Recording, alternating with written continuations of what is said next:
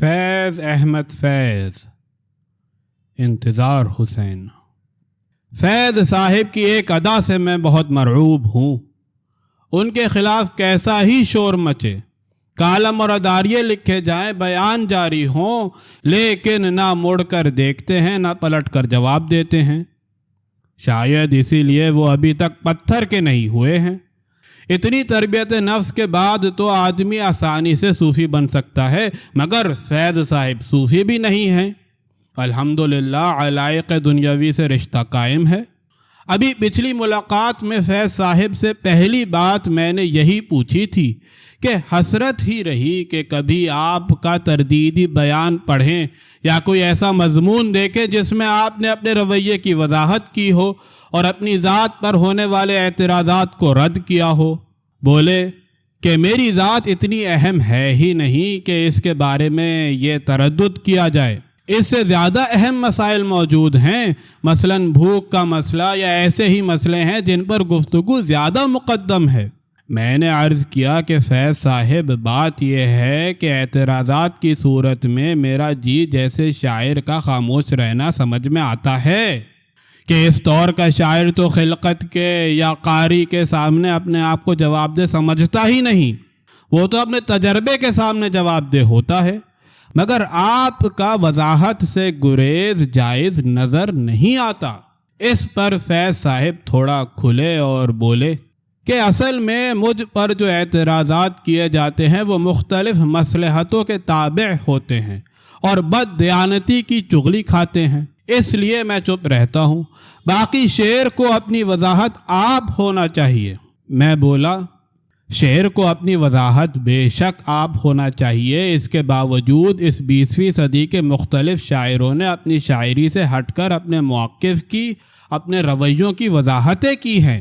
جواب ملا ایسی وضاحت ترقی پسند تحریک کے آغاز میں ہم نے بھی بہت کی تھیں۔ میں بولا مگر فیض صاحب اس وقت سے اب تک تو ایک جگ بیت گیا، اس وقت کی وضاحتیں تو آج کفایت نہیں کر سکتی۔ یہ کیا بات ہے کہ آپ نے یا آپ کے کسی ہم عصر نے آج کے سیاق و سباق میں اپنے موقف کی نئی شرح کی ضرورت محسوس نہیں کی؟ بولے کہ ہم بوڑھے ہو گئے ہیں، یہ کام تو اب جوانوں کا ہے۔ میں نے کہا کہ فیض صاحب یہ کیا بات ہے کہ شاعر ہمارے یہاں اتنی جلدی تھک جاتا ہے؟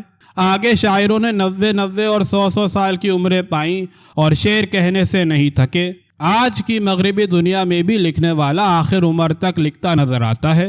فیض صاحب نے میرے اس خیال کو تسلیم نہیں کیا۔ ان کا خیال ہے کہ آخر عمر تک لکھنے والا کوئی نہیں ہوتا، عمر کے ساتھ قوا مزحمل ہوتے ہیں اور بڑے شاعروں کے بھی ہوتے ہیں، مگر انہوں نے ساتھ ہی میں یہ وضاحت کر دی کہ وہ نہیں تھکے ہیں۔ بولے کہ لکھنے والے کی زندگی میں خاموشی کے وقفے بھی تو آتے ہیں، آخر آدمی کو بخار بھی ہوتا ہے، نزلہ زکام بھی ہو جاتا ہے، بس ایسے ہی عارضی وقفے لکھنے والے کی زندگی میں بھی آ جاتے ہیں۔ باقی ہم اب بھی لکھ ہی رہے ہیں، زیادہ پہلے بھی کون سا لکھتے تھے۔ قریب رکھے ہوئے پورٹ فولیو کی طرف اشارہ کیا، کہا کہ لکھا ہوا اس میں بہت کچھ رکھا ہے۔ میں نے کہا پھر ہمیں بھی کچھ عنایت ہو جائے۔ انہوں نے ایک غزل لکھ کر بندے کو حوالے کی، پھر کہنے لگے مگر بھائی چھپوائیں کہاں، سب رسالے ایک ہی نظر آتے ہیں، سب کا طریقہ تجارتی ہے۔ ترقی پسندی کا جب فیض صاحب نے بار بار ذکر کیا تو میں نے تھوڑی سی جسارت کی کہ دیکھیے فیض صاحب، ترقی پسند تحریک تو اپنا سفر پورا کر چکی۔ تقسیم کے بعد ہمارے ہاں جو شاعری پیدا ہوئی ہے وہ دوسری تحریکوں اور دوسرے رجحانات کے حوالے سے ہوئی ہے۔ ان کا استدلال یہ تھا کہ شاعری کسی بھی تحریک کے حوالے سے پیدا ہو رہی ہو، مگر اچھی شاعری کسی نہ کسی سطح پر ترقی پسند ہی ہوتی ہے۔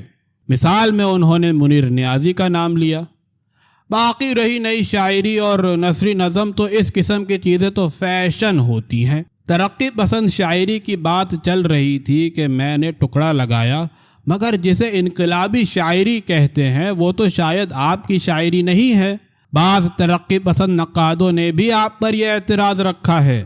اس پر بولے کہ بھائی خالص سیاسی شاعری ہم سے کرنی آتی نہیں، پھر یہ سوچتے ہیں کہ اس طرح سے لکھا تو یہ تو ایک وقت کے بعد irrelevant ہو جائے گا، ویسے جس عہد میں لکھا اس عہد کے حوالے ہی سے لکھا، خواہ وہ ایوب خان کا عہد ہو یا یحییٰ خان کا عہد ہو۔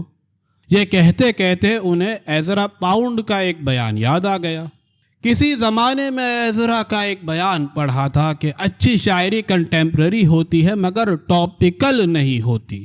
بس یہی بات ہو رہی تھی کہ چپکے سے میں نے یہ بھی پوچھ لیا کہ یہ کیا بات ہے کہ آپ کی گفتگو تو عوام سے ہے مگر آپ کی شاعری گلبرگ کے امراء اور ماڈرن لڑکیوں میں مقبول ہے۔ بولے کہ کیا کیا جائے، شاعری پڑھنے والا یہی طبقہ ہے۔ میں نے کہا مگر اور کسی شاعر کو تو یہ لوگ نہیں پڑھتے، اپنے ڈرائنگ روم کی زینت صرف آپ کی کتاب کو بناتے ہیں۔ بولے کہ بھائی انہیں بھی تو ایجوکیٹ کرنا ہے۔ فیض صاحب نے اور بھی بہت سی باتیں کی تھی مگر میرے کالم کی گنجائش اب ختم ہو رہی ہے۔ جو ایک آدھ بات میں نے ان کے طور طریقوں کے بارے میں کرنا چاہتا تھا وہ بھی کرنے سے رہ گئی۔ ویسے اس بات کی اتنی اہمیت بھی نہ ہو کیونکہ مجھے فیض صاحب سے قرب حاصل ہوا ہی نہیں۔ حاصل کیسے ہوتا؟ فیض صاحب سے یہ قرب مداح اور عقیدت مند بن کر ہی حاصل کیا جا سکتا ہے، اور اس کے لیے نظریاتی سطح پر بھی تو بیعت کرنا ضروری ہے، اور میں نے تو یہ ملاقات بھی اچھے خاصے رجعت پسندانہ انداز میں کی، یعنی میں نے ان سے کوئی سیاسی نوعیت کا سوال کیا ہی نہیں۔ اس لیے گفتگو میں نہ تو روس کا حوالہ آیا اور نہ ہندوستان کا۔ ہاں آخر میں ایک بات پوچھی تھی کہ آپ خود نوشت لکھنے کا ارادہ رکھتے ہیں؟ بولے نیت تو ہے۔